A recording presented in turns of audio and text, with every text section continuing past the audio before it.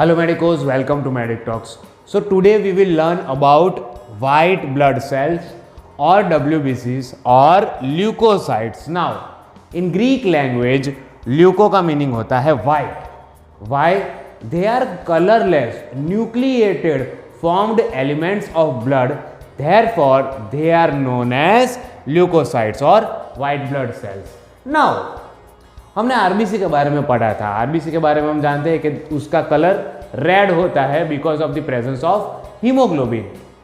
डब्ल्यूबीसीज जो है वो वाइट होते हैं कलर में. Now this both the cells are formed elements of blood. तो इन दोनों में क्या डिफरेंस है उसके बारे में अब हम देखेंगे. सो डिफरेंस बिटवीन डब्ल्यूबीसीज and RBCs, white blood cells and RBCs, red blood cells. So first of all, color.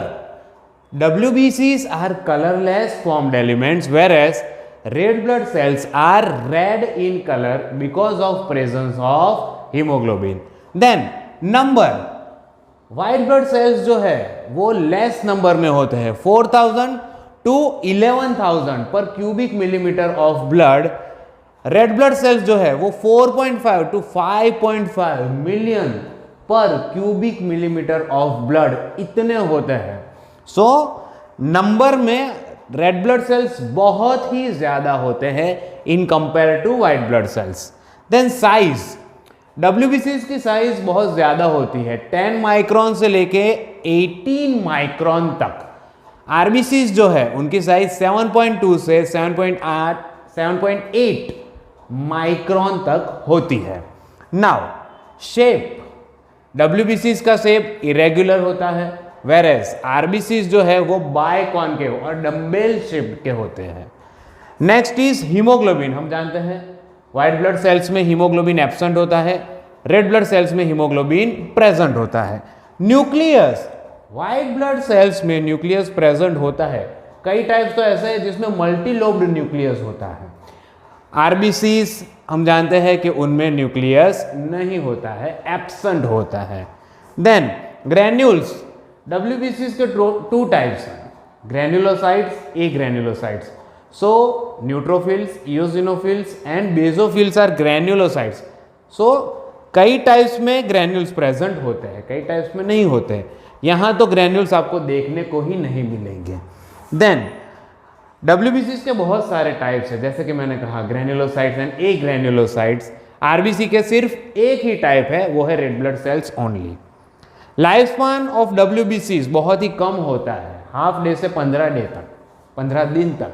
वेरेस RBC जो है वो 90 से 120 डेज तक जिंदा रहता है.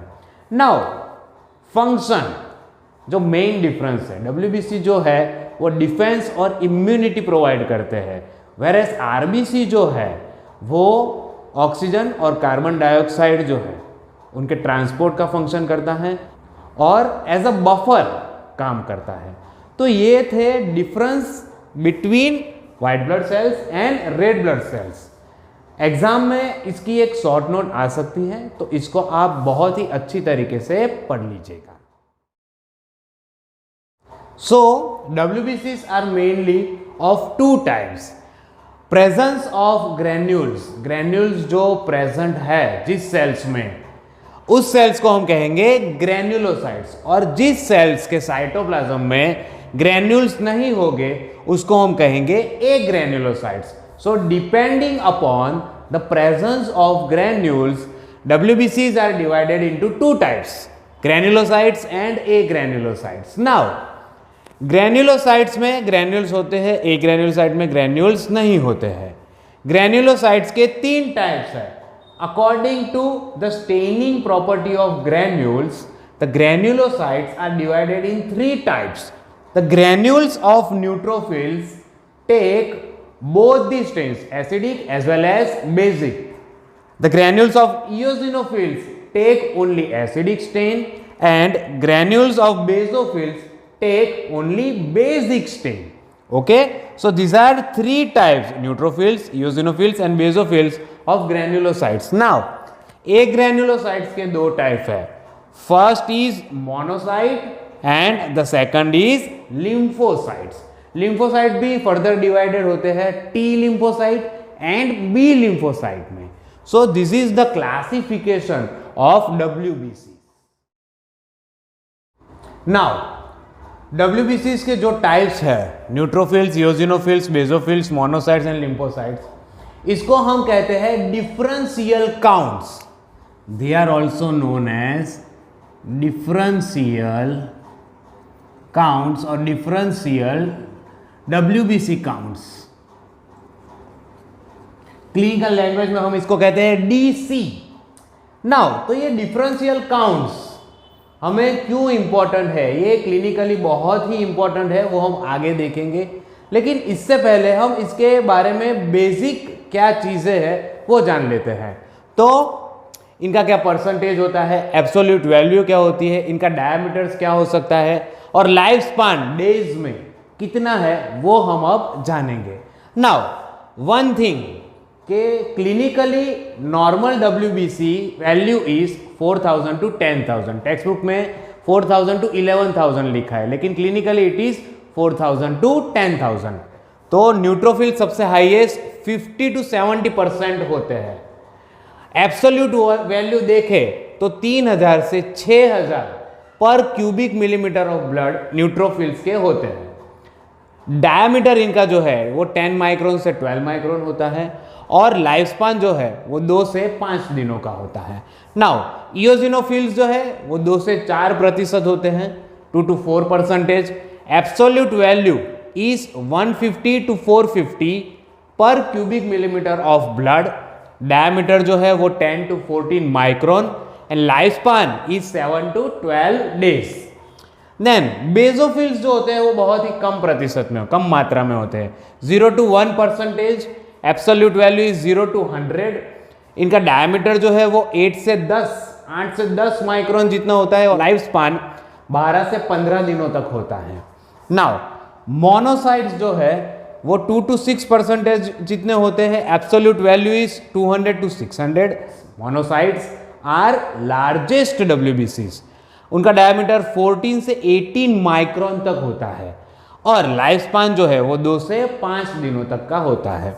नाउ लिम्फोसाइट्स वो सेकंड नंबर पे आता है, 20 to 30% जितने होते हैं। Absolute value is 1500 to 2700 per cubic millimetre of blood.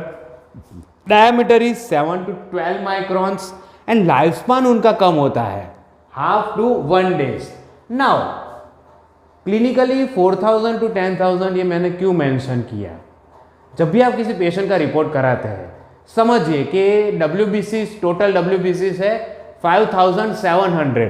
तो ये जो एब्सोल्यूट वैल्यू का टोटल होता है पेशेंट के रिपोर्ट में वो 5700 होना चाहिए और ये जो परसेंटेज वैल्यू जो है वो भी इसी प्रकार से होनी चाहिए, तभी वो नॉर्मल कहा जाएगा।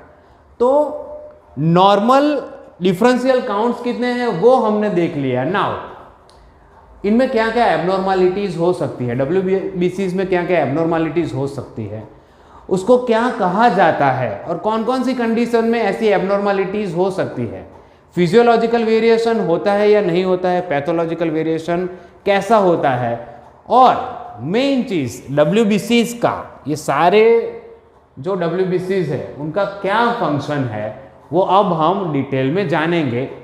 साथ साथ उनकी मॉर्फोलॉजी स्ट्रक्चर भी कैसा है वो भी हम डिटेल में जानेंगे। Now first of all we will see the morphology and function of neutrophils. So morphology that means study of structure. Now neutrophils जो है उसमें जो ग्रैन्यूल्स होते हैं वो एसिडिक और बेसिक दोनों स्टेन्स से वो रंग जाते हैं वायोलेट कलर में। इसके लिए हम यूज करते हैं लेइसमैन स्टेन। लेइसमैन स्टेन जो है वो एसिडिक और बेसिक दोनों प्रॉपर्टीज रखता है और जब हम न्यूट्रोफिल्स को लेइसमैन स्टेन से स्टेन करते हैं तब ये ग्रैन्यूल्स जो है वो वायोलेट कलर देते हैं। नाउ न्यूक्लियस जो होता है वो मल्टी लोब्ड होता है, उसमें एक से ज़्यादा लोब होते हैं। जब भी न्यूट्रोफिल्स यंग होते हैं तो लोब नहीं होते, लेकिन जैसे जैसे न्यूट्रोफिल्स की एज बढ़ती है वैसे वैसे न्यूक्लियस जो है वो मल्टी लोब्ड बनता जाता है। Now these granules contain enzymes and these enzymes are very helpful. Now what kind of enzymes are these? These are the list of enzymes and substances which these granules possess. ये जो granules है इसमें ये सारे enzymes और substances होते हैं। Now एक एक का फंक्शन हम देखते हैं। Now प्रोटीएसिस, माइलोपेरोक्सिडेसिस, इलास्टेसिस एंड मेटालोप्रोटीनेसिस, इनका काम है डिस्ट्रक्शन ऑफ माइक्रो ऑर्गेनिज्म। जो भी माइक्रो ऑर्गेनिज्म आता है उसका डिस्ट्रक्शन करना। Now neutrophils provide first line of defence. तो कोई भी माइक्रो ऑर्गेनिज्म जब भी बॉडी में इन्वेड करेगा तब न्यूट्रोफिल्स के ये सारे सब्सटेंस है उसको डिस्ट्रॉय करने का ट्राई करेंगे, उसको डिस्ट्रॉय कर देंगे। नाउ डिफेंसिन्स का क्या काम है? उसकी एक एंटी माइक्रोबियल प्रॉपर्टी है, जो माइक्रोब्स है उनको वो डिस्ट्रॉय करता है। एंटी इन्फ्लामेटरी, जब भी बॉडी में कोई इंजरी होती है physical, mechanical, chemical, due to ischaemia, तो क्या होता है बॉडी में इन्फ्लामेशन होता है। इन्फ्लामेशन प्रोटेक्टिव मैकेनिज्म है बॉडी का। नाउ तो जब भी इन्फ्लामेशन होता है तो कई बार क्या होता है कि इन्फ्लामेशन की वजह से बॉडी में भी बहुत सारी इंजरी हो सकती है। तो न्यूट्रोफिल्स का ये जो डिफेंसिन्स है वो डिफेंस करेगा बॉडी को। कैसे? It is having an anti inflammatory property. Then it helps in wound healing. Now जब भी कोई चोट लगी है तो वुंड हो जाएगा, तो वुंड के हीलिंग में डिफेंसिस वर्क करता है। कीमोटैक्सिस यानी कि ऐसे केमिकल सब्सटेंसेस रिलीज करना कि जिसकी वजह से डिफरेंट सब्सटेंसेस या सेल्स वहाँ पे अट्रैक्ट हो जाए। ओके, दूसरे न्यूट्रोफिल्स अट्रैक्ट हो जाए या दूसरे प्रकार के WBCs अट्रैक्ट हो या कोई भी सब्सटेंस अट्रैक्ट हो केमिकली, उस प्रॉपर्टी को हम कहते हैं chemotaxis. Now next is cathelicidins. They are anti microbial in nature. NADPH oxidase, they are bactericidal. कोई भी बैक्टीरिया होगा उनको वो मार देंगे। Platelet activating factor which help in aggregation of platelet. जब भी बॉडी में इंजरी होती है, इन्फ्लामेशन होता है, तो वहाँ से खून बहने के चांसेस बहुत ही ज़्यादा बढ़ जाते हैं। तो ये जो खून बह रहा है, okay, whether in the artery, whether in the blood vessel और आउटसाइड द ब्लड वेसल, तो वो खून का बहाव हमें रोकना पड़ता है। तो वो रोकने के लिए प्लेटलेट्स जो है वो हमें हेल्प करते हैं। तो न्यूट्रोफिल्स जो है वो क्या करेगा? प्लेटलेट एक्टिवेटिंग फैक्टर रिलीज करेगा कि जिससे जहाँ भी चोट लगी है, इंजरी आई है, वहाँ एग्रीगेशन ऑफ प्लेटलेट्स होगा। नाउ न्यूट्रोफिल्स क्या करता है? रेस्पिरेटरी बर्स्ट, कि जिसकी वजह से हाइड्रोजन पेरोक्साइड बनता है, which is anti microbial, anti bactericidal in nature.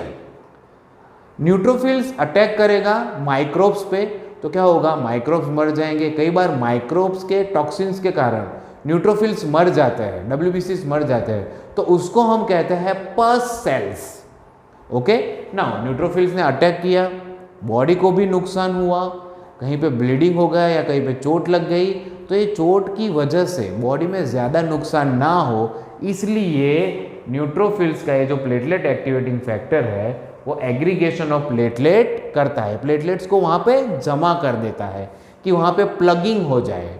Neutrophils जो है, एक न्यूट्रोफिल 15 से 25 जितने माइक्रोब्स को रोक के रख सकता है। So this are the functions of neutrophil. Now the pathological abnormalities और applied physiology of neutrophils. So there can be two kind of applied physiology. First is neutrophilia, उसका मीनिंग है increase in neutrophilic count, and the second is neutropenia which is decrease in neutrophil count. तो neutrophilia यानी increase in neutrophil count कब कब कौन कौन सी condition में होता है?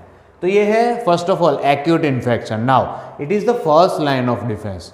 तो जब भी कोई इन्फेक्शन होगा एक्यूट इन्फेक्शन तो न्यूट्रोफिल्स का नंबर बढ़ जाएगा। Then metabolic disorders, then foreign proteins का अगर हम इंजेक्शन देते हैं तब न्यूट्रोफिल्स बढ़ जाते हैं। फॉरेन प्रोटीन्स जनरली एंटीजन जैसे होते हैं। Then next is injection of vaccines. जब भी वैक्सीन्स देते हैं, वैक्सीन में हमें मालूम है कि लाइव एटेन्यूएटेड माइक्रोब देते हैं या किल्ड माइक्रोब देते हैं, तो तब भी न्यूट्रोफिल्स का नंबर है वो बढ़ जाएगा। Then poisoning like lead poison, mercury poison, benzene derivative poison, then poisoning with insect venom, छोटे छोटे जो इंसेक्ट्स होते हैं उनके वेनम, उसकी वजह से भी बॉडी में इन्फ्लामेटरी रिस्पॉन्स होता है, वो इन्फ्लामेटरी रिस्पॉन्स देगा neutrophils. Then after acute haemorrhage, acute haemorrhage होने के बाद क्या होता है कि बॉडी में इन्फेक्शन के चांसेस बढ़ जाते हैं, तो तब भी न्यूट्रोफिल्स के काउंट बढ़ जाते हैं ना। न्यूट्रोपीनिया यानी कि इनका काउंट कम कब होता है, तो first is bone marrow disorder. We all know that these formed elements are formed by bone marrow. तो बोन मैरो का कोई भी डिसऑर्डर होगा तो न्यूट्रोफिल्स की संख्या जो है वो कम हो जाएगी। Then tuberculosis, it is most important thing. Tuberculosis को डायग्नोज करने के लिए बहुत सारे रिपोर्ट्स कराने पड़ते हैं, उसमें से एक सीबीसी है। नाउ क्या होगा कि न्यूट्रोफिल्स का काउंट कम होगा ट्यूबरक्यूलोसिस में, लेकिन लिम्फोसाइट्स है उसका काउंट ज़्यादा होगा। जनरली क्या होता है कि न्यूट्रोफिल्स जब कम होते हैं तब लिम्फोसाइट्स ज़्यादा हो जाते हैं, न्यूट्रोफिल्स जब ज़्यादा हो जाते हैं तब लिम्फोसाइट्स कम हो जाता है। तो उनका जो रिलेशन है वो inversely proportionate to each other है।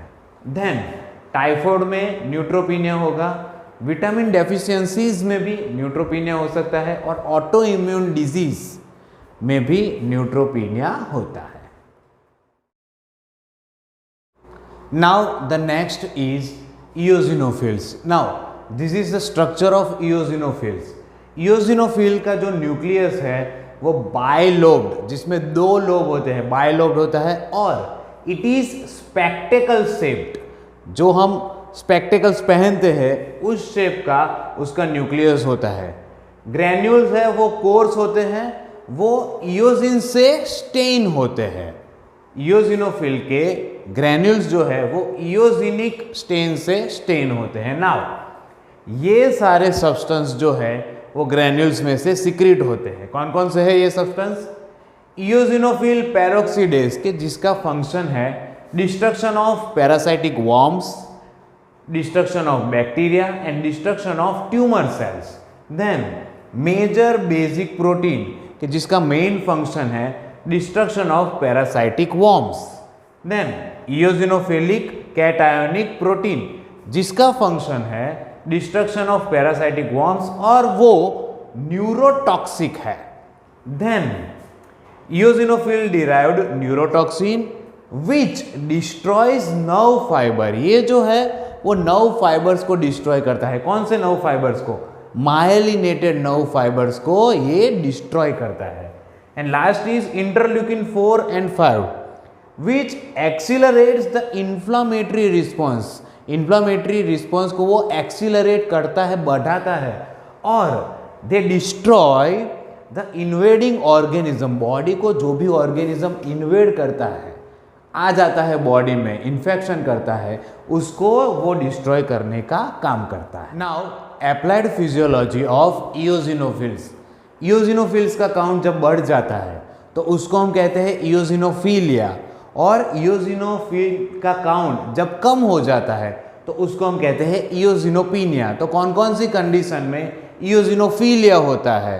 तो ये है, first is allergic conditions like allergic asthma, second is blood parasitisms like malaria, filariasis, third is intestinal parasitism, and the fourth is scarlet fever. ये सारी कंडीशन में eosinophil का count बढ़ जाता है। नाउ इओसिनोपीनिया कब होता है? तो first is Cushing syndrome, then bacterial infection, certain bacterial infections, then stress की कंडीशन में इओसिनोपीनिया देखने को मिला है, और prolong administration of drugs like steroids, ACTH and epinephrine, इनकी वजह से भी इयोसिनोफिल का काउंट जो है वो कम होता है।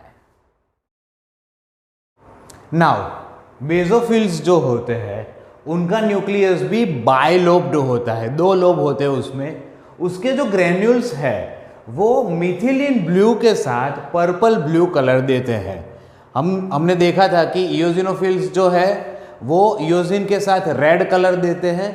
नाउ बेसोफिल्स जो है वो मिथिलीन ब्लू के साथ पर्पल ब्लू कलर देते हैं। नाउ ग्रेन्यूल्स में से ये सारे सब्सटेंस सिक्रीट होते हैं। कौन कौन से है ये सब्सटेंस और इनका फंक्शन क्या है? हिपेरिन जो है वो इंट्रावास्कुलर क्लॉटिंग को प्रिवेंट करता है। जब भी बॉडी में इन्फ्लामेशन हो तब ब्लड वेसल्स में क्लॉटिंग की प्रोसेस स्टार्ट हो जाती है बिकॉज ऑफ इन्फ्लामेशन। तो हिपेरिन जो है वो क्लॉटिंग नहीं होने देता, क्योंकि अगर क्लॉट हो जाता है तो ब्लड वेसल्स जो है वो ब्लॉक हो जाती है, किसी ऑर्गन का ब्लड सप्लाई बंद हो जाता है, जिसको हम कहते हैं इन्फाक्शन, और इसकी वजह से बहुत ही प्रॉब्लम्स हो सकती है, मेडिकल प्रॉब्लम्स हो सकती है।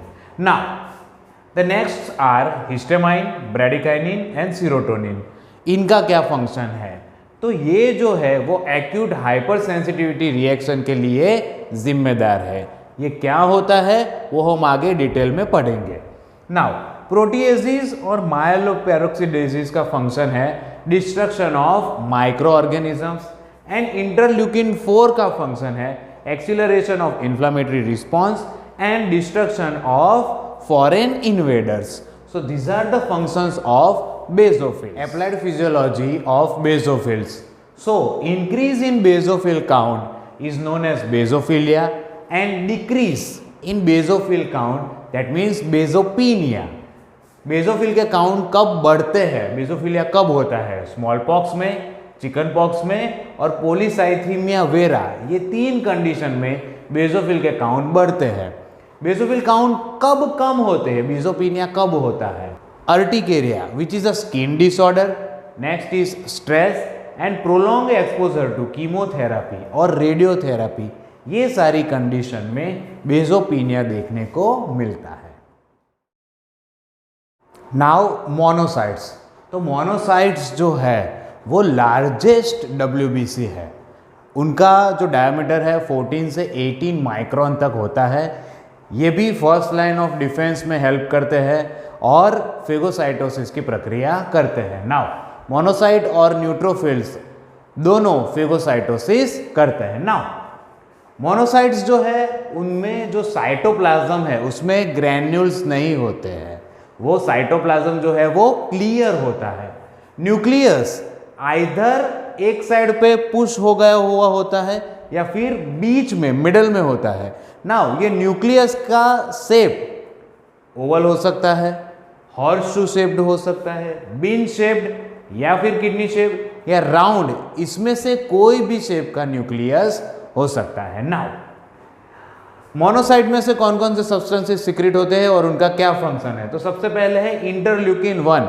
हम जानते हैं कि इंटरल्यूकिन क्या करता है, वो इन्फ्लामेटरी रिस्पॉन्स को एक्सेलरेट करता है और इन्वेडिंग ऑर्गेनिजम्स को डिस्ट्रॉय करता है। नाउ कॉलोनी स्टिमुलेटिंग फैक्टर कि जो कॉलोनी फॉर्मिंग ब्लास्टोसाइट्स बनाता है।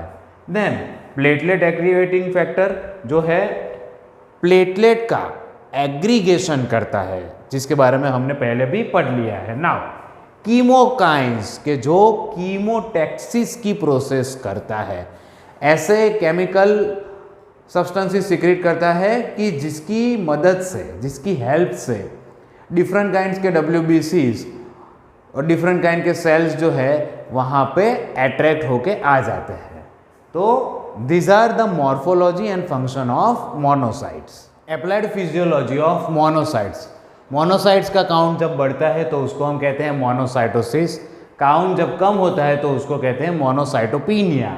Now tuberculosis, syphilis, malaria, kala azar, glandular fever में मोनोसाइट्स का काउंट बढ़ता है, यानी कि मोनोसाइटोसिस होता है। प्रोलॉन्ग्ड यूज ऑफ प्रेडनिसोन और प्रेडनिसोलोन एक स्टीरॉयड है, उसके यूज से।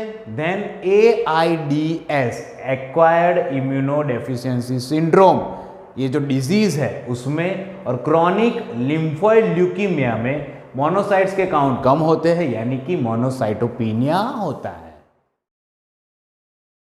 Now lymphocytes. सो लिम्फोसाइट्स दो टाइप्स के होते हैं, large lymphocytes and small lymphocytes. जब भी लिम्फोसाइट्स यंग होते हैं तब वो लार्ज होते हैं, जैसे ही वो एजेड हो जाते हैं वो स्मॉल हो जाते हैं। Now according to function the lymphocytes are divided in two types, T lymphocytes के जो सेल्यूलर इम्यूनिटी प्रोवाइड करते हैं, और बी लिम्फोसाइट्स के जो ह्यूमोरल इम्यूनिटी प्रोवाइड करते हैं। नाउ लिम्फोसाइट्स कैसे होते हैं? तो लिम्फोसाइट्स भी ए ग्रैन्युलोसाइट्स हैं, जिसके साइटोप्लाज्म में ग्रैन्यूल्स नहीं है, साइटोप्लाज्म क्लियर है। न्यूक्लियस जो है वो ओवल शेप्ड, बीन शेप्ड और किडनी शेप का होता है। न्यूक्लियस जो है वो साइटोप्लाज्म को पूरा ऑक्यूपाई कर लेता है, कि जिसकी वजह से एक थीन रिम, साइटोप्लाज्म की बहुत ही पतली थीन रिम दिखाई देती है, कई बार तो वो भी नहीं दिखाई देती है। तो सबसे पहले हम देखेंगे functions of T lymphocytes. Now T lymphocytes में से ये सारे सब्सटेंसेस सिक्रीट होते हैं, वो क्या फंक्शन करता है? तो सबसे पहला सब्सटेंस है इंटरल्यूकिन 2, इंटरल्यूकिन 4 एंड इंटरल्यूकिन 5, कि जो इन्फ्लामेटरी रिस्पॉन्स को एक्सेलरेट करता है, इन्वेडर्स को डिस्ट्रॉय करता है। दूसरा है gamma interferon, which stimulate the phagocytic actions of different cells, cytotoxic cells, then macrophages and natural killer cells. Then lysosomal enzymes के जो इन्वेडिंग ऑर्गेनिजम्स को डिस्ट्रॉय करता है। देन कीमोकाइंस के जो कीमोटैक्सिस की प्रोसेस करता है, और ट्यूमर नेक्रोसिस फैक्टर के जो ट्यूमर का नेक्रोसिस करते हैं, मार डालते हैं उससे, necrosis of tumour, activation of immune system and promotion of inflammation. तो ये सारे फंक्शन है T lymphocyte. Now B lymphocyte के कौन कौन से फंक्शन है? तो बी लिम्फोसाइट्स जो है वो इम्यूनोग्लोबुलिन आईजीज बनाता है, कि जिसका मेन फंक्शन है destruction of invading organism. Now दूसरा है ट्यूमर नेक्रोसिस फैक्टर, कि जो necrosis of tumour, activation of immune system and acceleration of inflammatory response, ये 3 फंक्शन करता है। और तीसरा जो सब्सटेंसेस है वो है कीमोकाइंस के जो कीमोटैक्सिस की प्रोसेस में हेल्प। नाउ लिम्फोसाइट्स की अप्लाइड फिजियोलॉजी। तो लिम्फोसाइट्स का काउंट जब बढ़ जाता है तो उसको कहते हैं लिम्फोसाइटोसिस, लिम्फोसाइट्स का काउंट कम हो जाता है तो उसको कहते हैं lymphocytopenia. Now lymphocytosis, increase in lymphocyte count कब होता है? तो diphtheria, infectious hepatitis, mumps, malnutrition, rickets, syphilis, thyrotoxicosis, tuberculosis, ये सारी कंडीशन में लिम्फोसाइटोसिस होता है। नाउ एड्स, हॉजकिंस डिजीज की जो लिम्फेटिक सिस्टम का कैंसर है, वो माल न्यूट्रिशन, रेडिएशन और स्टीरॉयड एडमिनिस्ट्रेशन, ये सारी कंडीशन की वजह से लिम्फोसाइटोपिनिया देखने को मिलता है। ल्यूकोपोएसिस यानी कि WBCs कैसे बनते हैं, इसके लिए हम जानेंगे हीमोपोएसिस यानी कि पूरे के पूरे ब्लड सेल्स जो है वो कैसे बनते हैं। तो मेन जो होता है अनकमिटेड सेल, वो कमिटेड प्लूरिपोटेंट स्टेम सेल बन जाता है। उसके 2 टाइप्स और फॉर्म होते हैं, वो है लिम्फोइड स्टेम सेल और दूसरा है colony forming blastocyte. Lymphoid stem cells में से लिम्फोब्लास्ट और लिम्फोसाइट्स बनते हैं। कॉलोनी फॉर्मिंग ब्लास्टोसाइट के 3 टाइप्स हैं। कॉलोनी फॉर्मिंग यूनिट एरिथ्रोसाइट, जिसमें से आरबीसीस बनते हैं।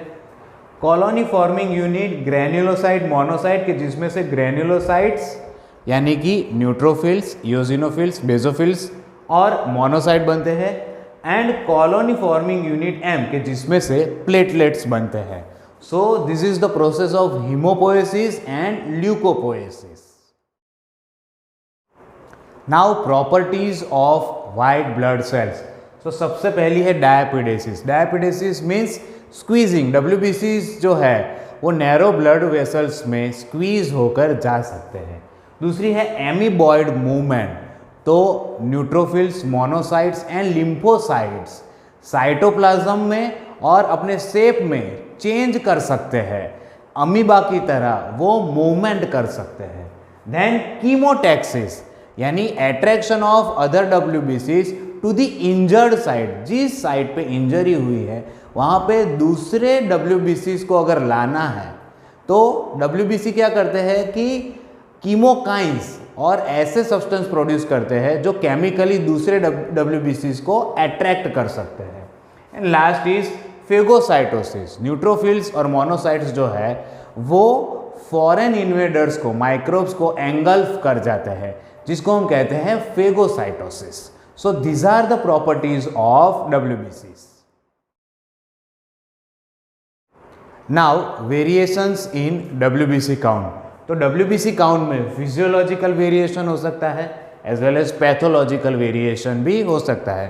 फिजियोलॉजिकली एज के हिसाब से अगर देखें तो इन्फेंट्स में 20,000 होते हैं, देन चिल्ड्रन में 15,000 और एडल्ट में 4,000 से 11,000 जितने WBCs होते हैं। Now clinically WBCs are 4,000 to 10,000 per cubic millimetre of blood.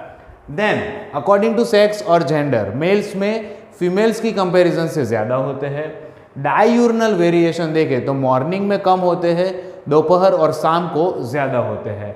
Exercise करने के बाद WBC का काउंट बढ़ता है। ड्यूरिंग स्लीप WBC काउंट कम होता है।